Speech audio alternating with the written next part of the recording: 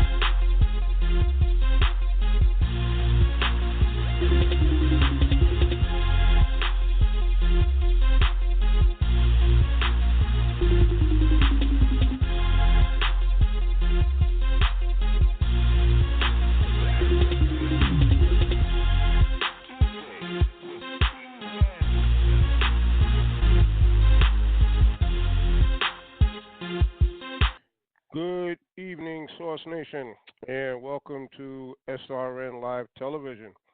I am Steve Manderson, your host for Sports Tuesday. Hope everybody had a great day today. Hope everybody had a great week last week and a great weekend. Okay, in keeping with baseball, want to bring on my featured guest tonight.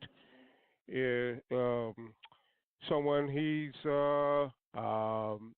the thing is, we're going to talk about baseball statistics from a pitcher's point of view. He is a baseball researcher and the founder of the Red Ruffing Awards, which I find to be very interesting. This is why I wanted him on the show. So without any hesitation, let me bring on right now baseball researcher Tom Zocco. Tom, how are you? Great, Steve. How you been? I'm doing fine.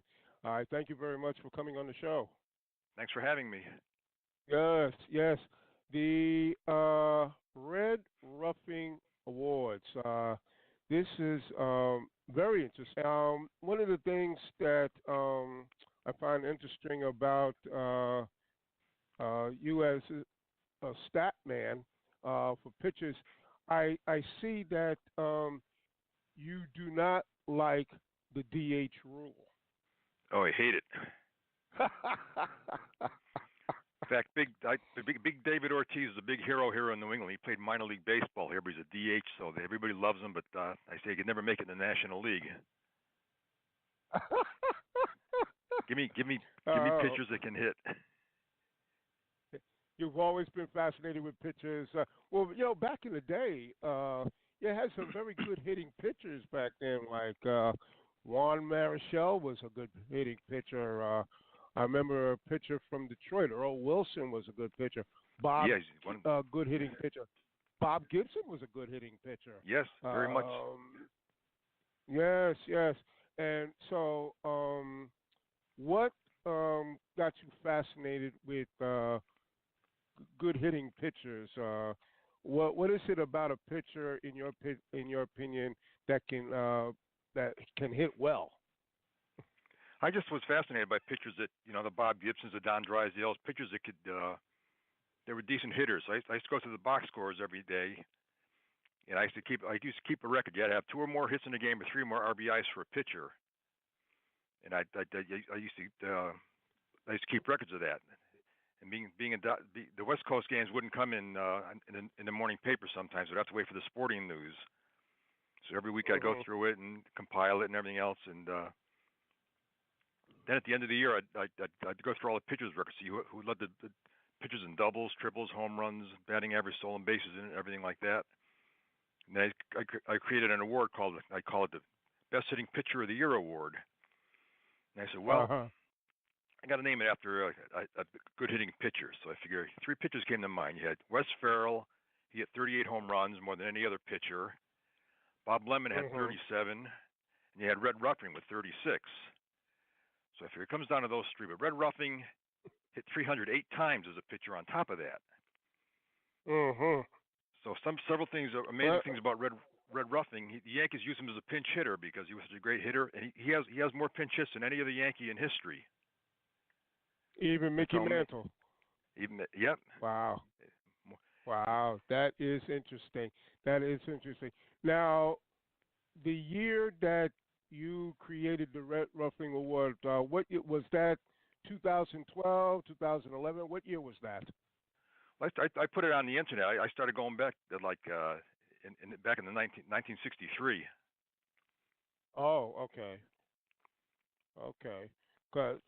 So that's really when the year of the award, in your opinion, that's when it started. Right, and then I decided I wanted to go backwards. So I had the sporting news going back to 1958. So I started going back year by year, and then after that, I ran into a problem. I said, "What do I do now?" Fortunately, four hours away is Cooperstown. I said, "Drive to." We used to have a research weekend at the Baseball Hall of Fame, and I'd work on my stats up there every once in a while. So I worked on it. Go back. Go ahead. No, I was going to say I was going to talk about the last 5 years that are from say 2013 to 2017, and you came up with winners like the past 2 years. Adam Wainwright was your winner, and 2015, 2014 was Madison Bumgarner. 2013, Zach Greinke.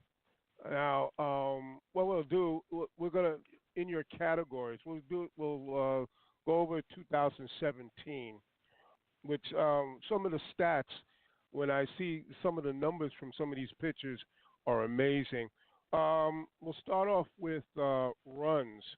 Now, Adam Wainwright and Zach Davies, they top it with 7.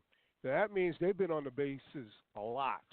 And now I'm picturing myself, when I'm looking over these numbers, I'm picturing myself as a manager, and I have to be very concerned that my starting pitcher is running around the bases crazy. I mean, I don't have a problem with him scoring, but scoring a pitcher that scores 7 times, that's a lot of running around the bases. It is, but Bob Gibson did it, and it never hurt guys like Bob Gibson. He'd steal bases, run a lot of these pitchers. They're pretty good athletes. Yeah, well, Bob was a big dude, though. I mean, he had tremendous size, but I found that interesting. Well, Adam Wainwright was a big dude to begin with, anyway. So he was a pretty good, always a good athlete. Hits. This was something that I didn't even know about. Even though I'm a Yankee fan, I follow the Mets as well. Jacob deGrom had 15 hits. Well, that's unbelievable. Very good. The Mets have some good hitting pitchers. They've always did back in the day. I mean, you're talking about Tom Seaver, always a pretty good hitter. Even Doc Gooden. Yes, very good. Yeah. So the Mets have always had their history of good hitting pitchers. I did not realize, though, deGrom had that many. 15, then followed by Zach Greinke with 13, and he's pretty good, always a pretty good hitter himself. The National League, though, offensively, is always good to have that 9th spot very productive. Again, I think that's the reason why you enjoy the National League so much. Yes. Being a Dodger fan, too, kind of makes me a National League fan. Oh, well, of course. Even back in the days of Brooklyn? Yes. Oh, okay. So you made sure you're not going to be angry. You actually followed the team to L.A., where some people I did. Here in Brooklyn, some people still in Brooklyn still have resentment. It's amazing. In fact, I watch the MLB pack. I watch them every night on the internet. Still, I watched it last night. They lost 2-1. I still a Dodger fan, big time.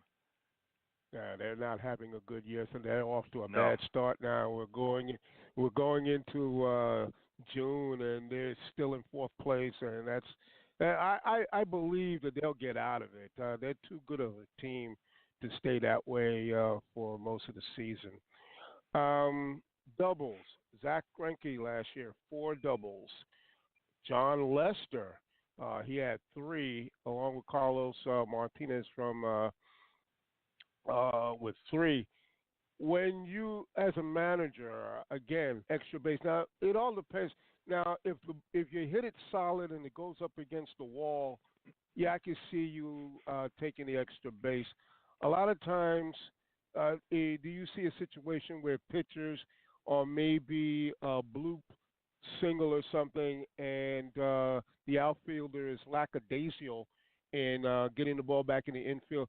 Or have you witnessed situations where a pitcher will take that extra base on his own? Not too often. Somebody like Clayton Kershaw might, but most of these guys they're afraid of hurting themselves. It seems so they don't bust it like they used to. Okay. Now here's the stat here that I was amazed at: triples. Now you have 3 pitchers with 1 apiece. Jake Arrieta, Patrick Cohen, and Jeremy Hellickson. But Luis Perdomo from San Diego, 4 triples. My God, I didn't know those pitchers had that kind of speed. You know, so the real amazing thing about that, the entire Blue Jays team last year had 5 triples as a team. Is that he had right? one less triple. Oh my God. He had 1 less triple than the whole Blue Jays team did last year. That's amazing. Again, I would cringe. Now these pitchers, running the bases, basically, do most of them know how to slide properly? They're not crazy like some of them going head first. I guess they have the proper way to slide. Yeah, every time they slide, the money they're making these days, the managers cringe when they slide, but most of them are pretty good. That's what I'm saying. See, as a manager, I'm looking at these stats and I'm like, oh my God, I can not only go gray real fast, I'll go bald. Oh my God, what are you doing to me? You're trying to get me fired? I'm telling you. Now here's home runs. And this gentleman here that was on top of that, Mason Bumgarner, this guy can hit. And he hits for power as a pitcher. He had 3 homers last year, but there were other years where he'd hit 5 or something. This guy has tremendous, and when he hits them, they're hit. I mean, it's a major league homer. 2 on opening day last year. Then he got hurt. He was out most of the season last year. Yeah, or that year. Yes, he's a tremendous hitter. The other one that surprised me in the home run department, Steven Strasburg from the Nationals. I didn't know he had that kind of power, home run power. And then you have Adam Wainwright. He had 2 as well. But Madison Bumgarner is he as a pitcher, he's one of the best hitting pitchers I've seen in a long time. It's tremendous. Grand Slam, you had one, Jimmy Garcia from Atlanta. Now, here's the other thing in terms of run production. Adam Wainwright and Carlos Martinez tied first with 11 RBIs last year. And then you had Ben Lively with 8, Ty Black 7, Jimmy Garcia 7. That's a lot of run production for a pitcher. Yeah, Adam Wainwright run it the last 2 years, but this year he's out for the rest of the year, so I guess he's not going to win it this year. Not this year. Who knows? Maybe DeGrom will win it this year. You never know. Interesting category here. Base on balls. The ability to draw a walk. Now, for a pitcher, that's kind of like ironic because, well, not really, it shouldn't be because as a pitcher, as when you're at the plate, you should have a good eye for a good batting eye. Do you agree? Yes, very much so. Mm. The amazing That's thing is, several years ago, Vita Blue one year walked 16 times one year. He was a good hitter too. Yeah, Yeah, 16 times for he a was a pitcher. It's very really good hitter. amazing. Yeah, you definitely have to have a good batting eye uh, as a pitcher. That's amazing. Here's another one that cringed me, but these for stolen bases, but all four of these pitchers here only stole one base. Again, as a manager, would you get angry if um, you saw your pitcher taking off the second, knowing that he's not getting a steal sign or anything from the first base coach? A lot of times, do you feel that these pitchers are stealing on their own? Not as a rule. Once in a while, like I saw one game where the pitcher got hit with a pitch, and he stole second to get even with the pitcher. But it's you don't see Mm-hmm. it very often. Mm. Yeah, because I know me personally, I would get mad. What are you doing? Stay at first, okay? I don't need you being Ricky Henderson here. Plain simple. Yeah. So, another interesting stat here is batting average. Last year, Adam Wainwright had a 262 batting average, which a lot of hitters today, right now, that are hitting below the Mendoza line, that's pretty good. A 262 batting average. You have Homer Bailey last year batting 250. Ben Lively 231. This guy, his stats, he's been in a lot of these categories from last year. On base percentage. I guess that goes along with your batting average because I see some of the players that have a good batting average have good on base percentage as well. Adam Wainwright right there at 279. Robbie Ray from last year from Arizona at 286. Madison Bumgarner at 250. That's pretty good. Because when you're talking about the number of bats that a starting pitcher throughout the course of the season gets, that's pretty good.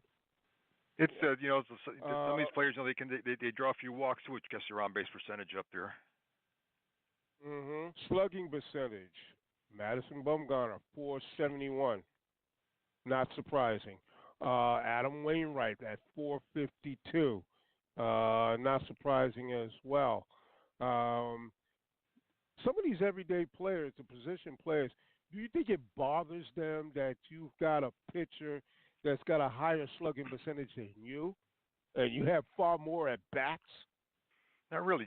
Ken Brett was a good hitting pitcher in the '70s for the Phillies and the Pirates and the Red Sox, and his brother George Mm-hmm. Brett is George said Ken is a better hitter than I was.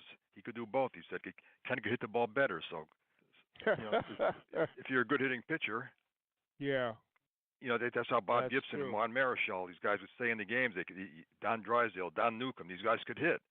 Yes, got to keep yourself in the game because Yeah. these pitchers don't want to be taken out. They don't No. want to be taken out of games. So, OPS, Adam Wainwright, 731. Madison Bumgarner, 721. Okay, again, that's excellent. Um, Sacrifice hits. Now, this is the one category that I really don't, not really surprised that Zach Davies led with 14 sacrifices.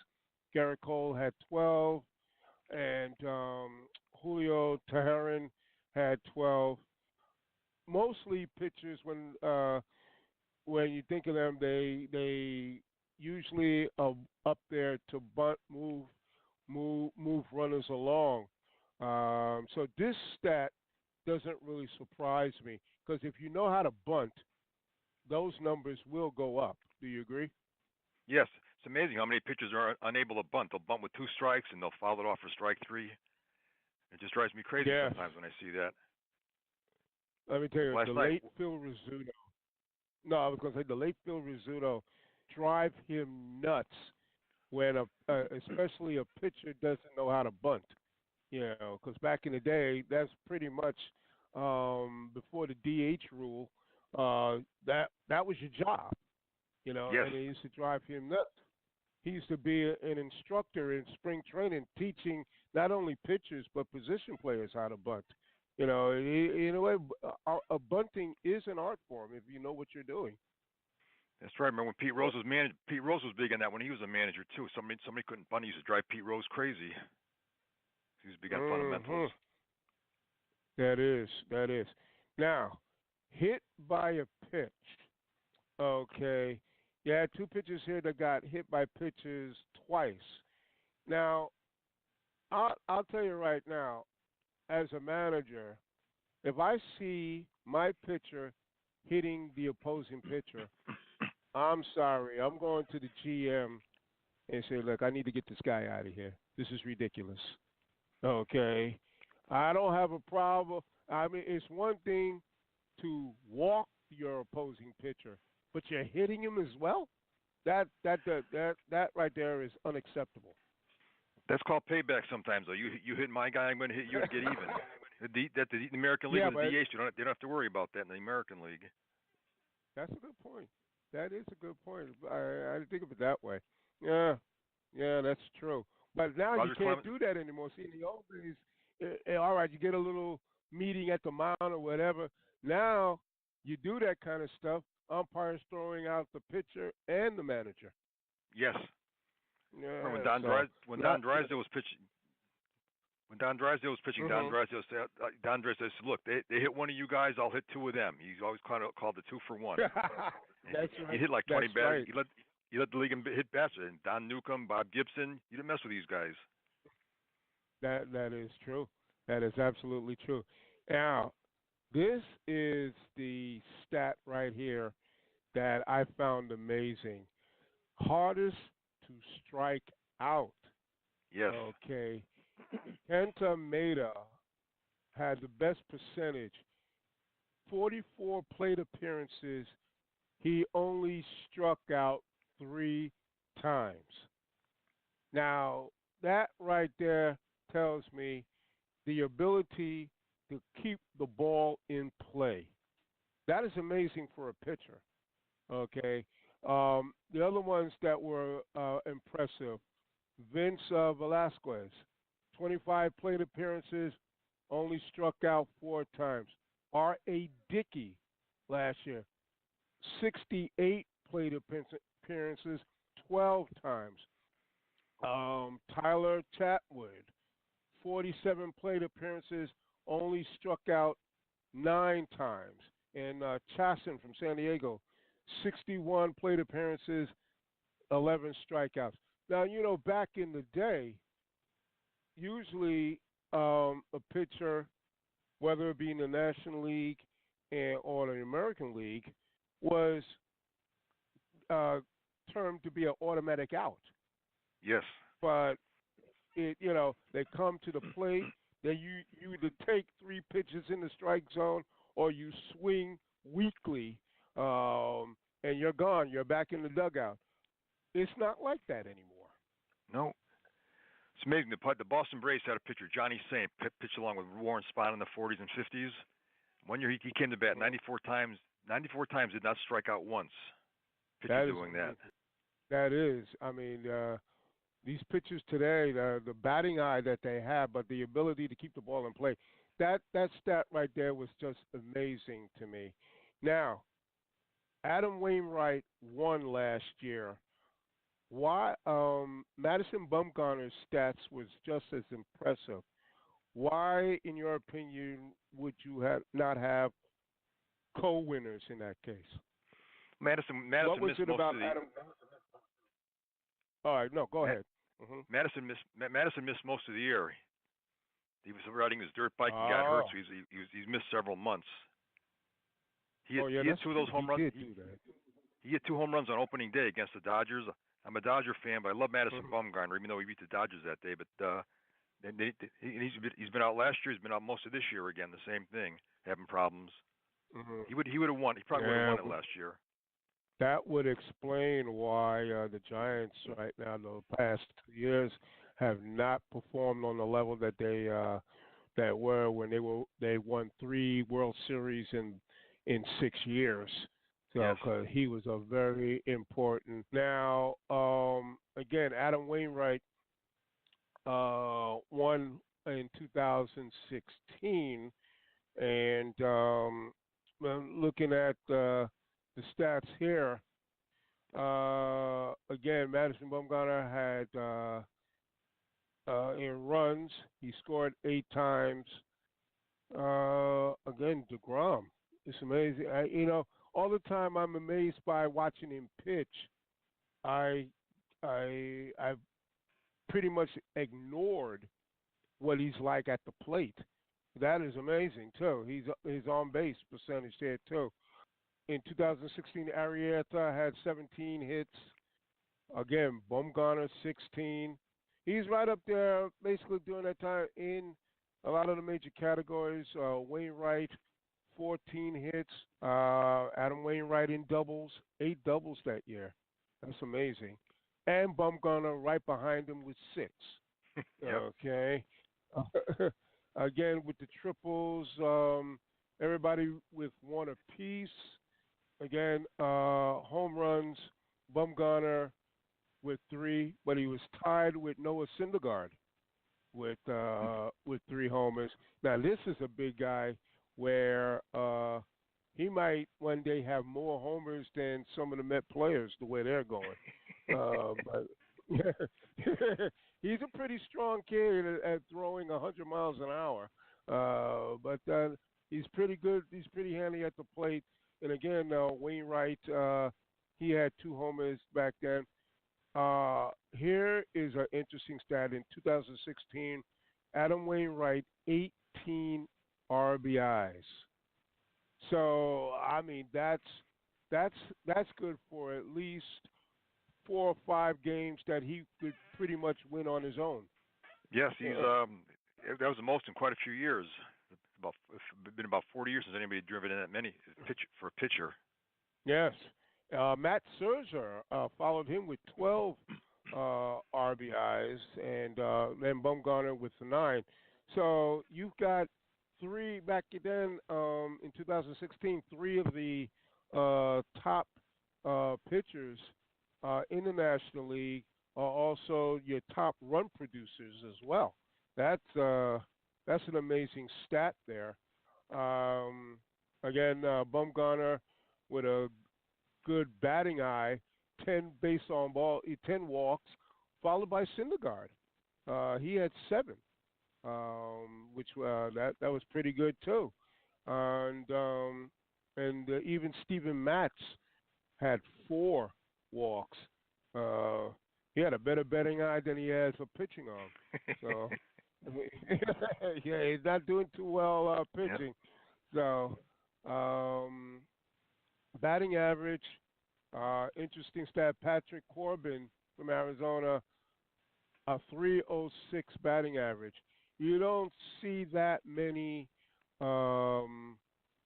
pitchers, even if you're a good hitter, batting over 300. It's not that many. No, you think Red Ruffing did it 8 times? Well, back then when Ruffing was pitching, a lot of things were off.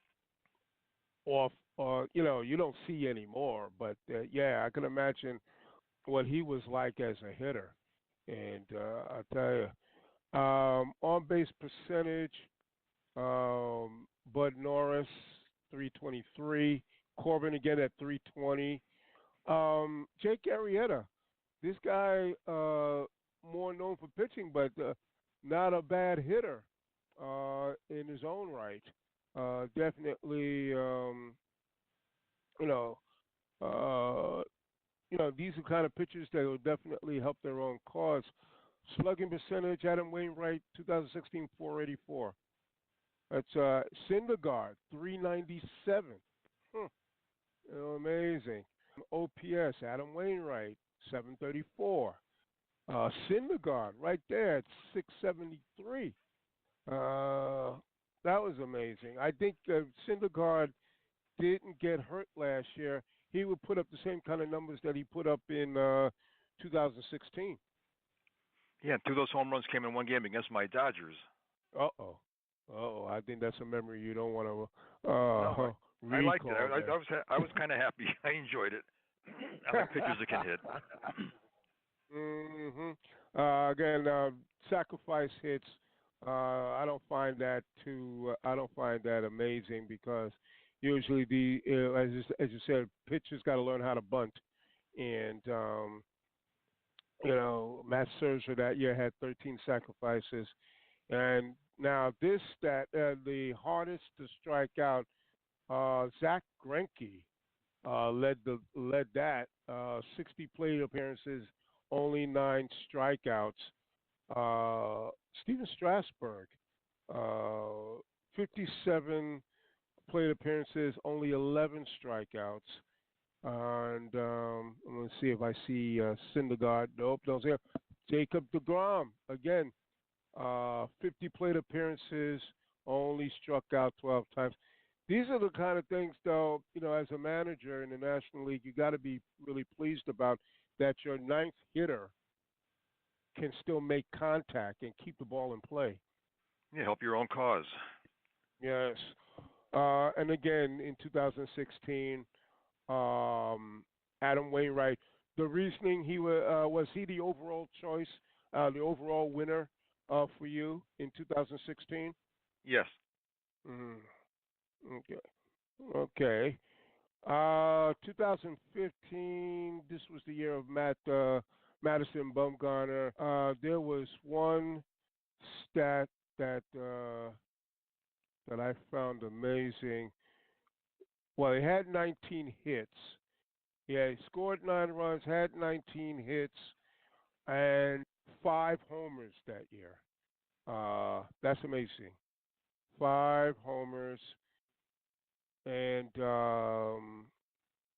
he had 9 runs batted in. Surprisingly, with those 5 homers, didn't drive in that many runs, but I think a lot of those homers were solo shots. Yes. And batting average, Madison batted 247 that year, and slugging percentage 468, OPS 743, and it's not in the sacrifice hits category. And hardest to strike out, Julio Teheran, 68 plate appearances, 9 strikeouts. And again, another good year in 2015. Would you say with Adam Wainwright and Madison Bumgarner right now in this modern era over the past, I would say, 20 years or so, would you say, or let's break it down the past 10 years, would you consider these two pitchers the best hitters out there right now? I would say so. You go back a few years before that, Carlos Zambrano was a very good hitting pitcher. He won the award in 2006, 2008, and 2009. He had a bad temper, gotten argued with management, argued with umpires and everything else, and caused him to end his career early. He just had he had mind control problems. Couldn't keep himself in control. Oh God! Now, I know when I think about when I look at a lot of these stats from the pitchers and stuff, do you feel that a lot of it goes back to the days when they started out in Little League? Because in Little League, you've had many a scenario where your pitcher wound up being your best hitter. Yes. And this is what it's looking like to me. That because I know even in college, you're playing in college, it's the same situation. But a lot of times, I guess in Little League or high school or college, you get a lot more at bats. Do you feel? Yes. But you look at Zach Greinke when he was drafted. He was drafted as a shortstop pitcher. He said, "What do you want me to do? I can play shortstop or I can pitch." So he was a good hitter. He could do both. They made him into a pitcher. Remember John Olerud? Yes, I remember him. Yes. Yeah, University of Washington. University of Washington. He was a pitcher, and his senior year in college, he went 15-0. So the Blue Jays drafted him. They said, "We didn't know what to do. We make you a pitcher or make you a hitter." They made him a hitter. He was a darn good hitter, but he would have been a great hitting pitcher too. I figure if he pitched instead. Now, I'm going to bring up. There's a player right now, a pitcher right now. He's in the American League, and it's Shohei Ohtani. Yes. This guy, DHing. Yes. He's 4-1 as a pitcher, ERA of 3.35. But his offensive numbers, as of today, 6 homers, 17 RBIs, a batting average of 321. His OBP, his on-base percentage is 367. Okay, his slugging percentage 619. Okay, his OPS 986. So far, he has 27 hits. Okay, he has scored 12 runs, and is at with 54 at bats. When he pitches, they use a DH. They should let him hit when he pitches, but they only let him DH, or they let him pitch. He doesn't do both. When he pitches, they have a DH and he doesn't hit, which is kind of sad. Now, it's kind of sad. Put him in the National League. There you go. Let him pitch for the Dodgers. There you go. Let him hit for the Dodgers as well. How do you think? Do you think this, in his case, is this the way Mike Scioscia is going to use him? Because how long could this go on with him? Yeah, it's going to be. He's going to be. He can be a pitcher DH because he was a great hitter in Japan when he played in Japan. You mentioned Mike Scioscia. I think highly of Mike Scioscia. He's a longtime Dodger. I used to see him in spring training every year down at Vero Beach. Heck of a nice guy. So I kind of root for the Angels to do decent, except when they play the Dodgers, of course. But of course. Ohtani, it's too bad. They don't let him when he pitches. They should let him hit when he pitches also, but they don't. Do you feel that at one point that a decision has got to be made on? Right now he's pitching very well. 4-1. If he continues to pitch successfully, do you think a decision is going to be made that he either does one or the other? I think he'll do both. I think he can do a hitter. Yeah. You think he can do both? I think he can do both. He's been doing it quite a bit. He's a real good hitter, and DH. You just sit around and you hit, then you go sit down again. So it's nothing that strenuous. Well, that's a good point. That is a good point. You're not playing a position, but that is amazing. Do you see more pitchers that are good hitters? Let's say, for instance, Madison Bumgarner or Adam Wainwright or Zach Greinke. Could you see managers using them in the same way that Scioscia is using Ohtani, whereas, okay, you have an excellent bat, we could, but no, you know what, it won't work because in the National League there is no DH. No. Could you see maybe some of these pitchers maybe play a position, let's say the safest position, let's say first base? You have a collision at first base or something like that, you always worry about the pitcher getting hurt if you're gonna put him at both spots. But I've always thought about that. One of the last questions I want to ask you, and I thank you very much for coming on the show. Oh, thanks for having me. Will the Will the National League ever accept the DH rule? I keep on hearing that it's coming, and I hope not. I figure, keep it away for another 30 years. By then, I'll be too old to care if I'm still around. So keep it away for 30 years. Oh my God!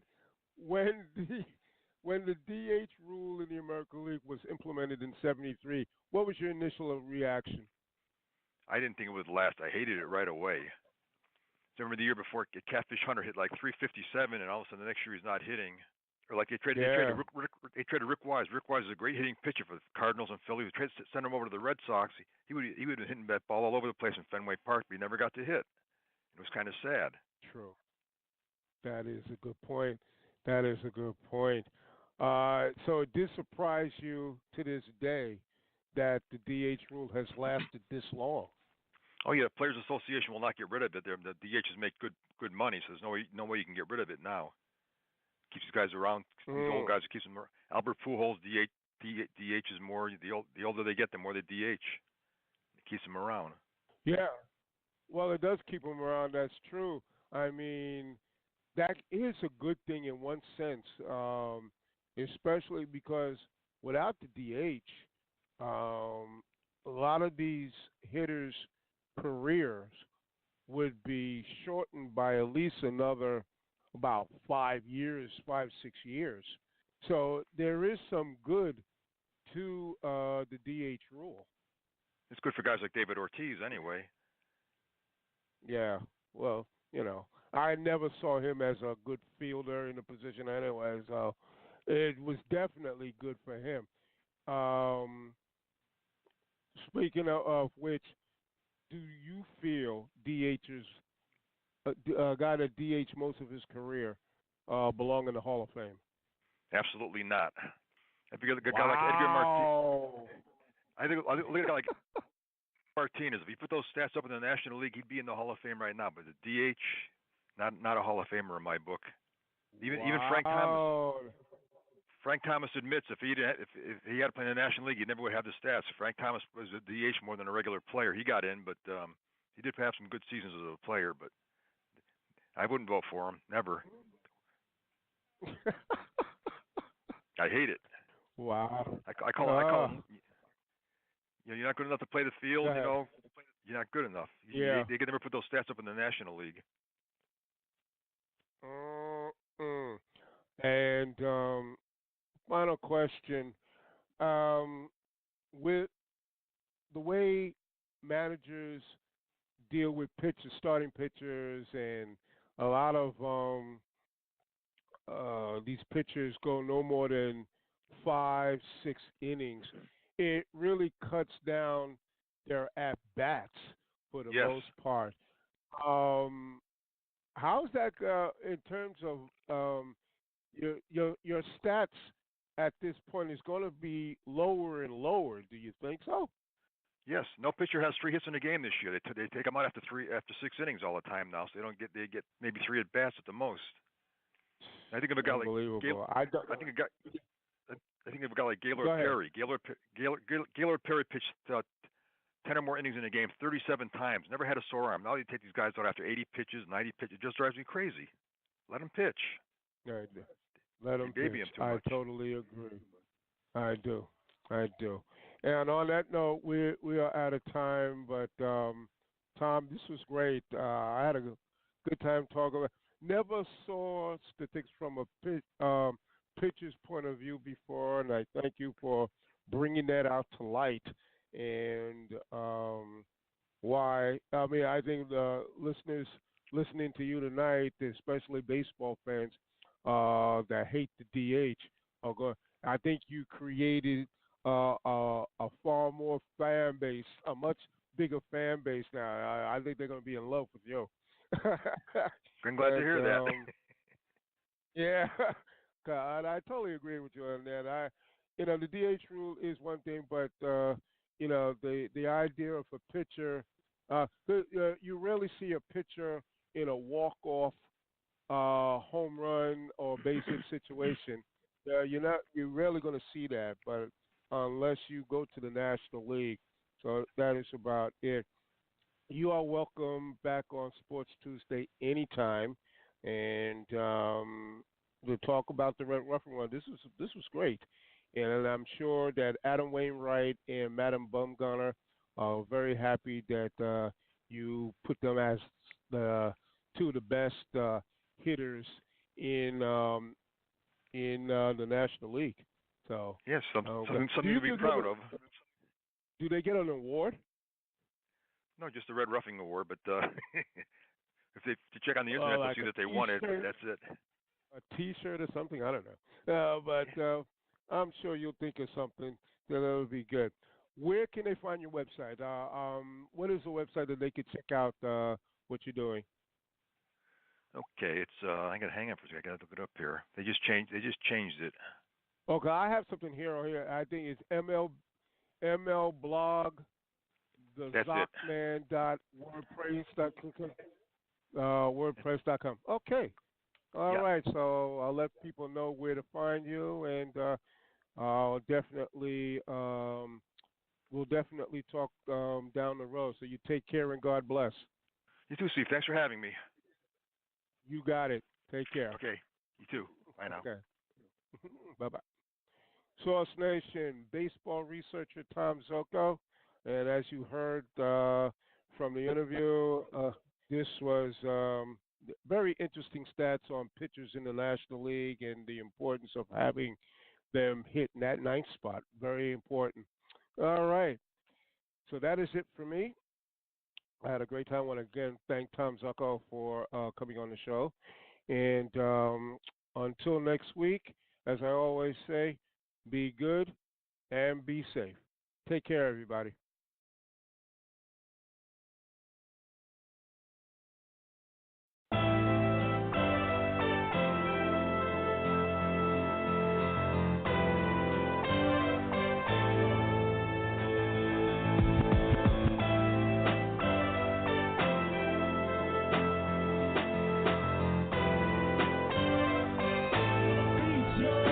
Get at me for beats, y'all.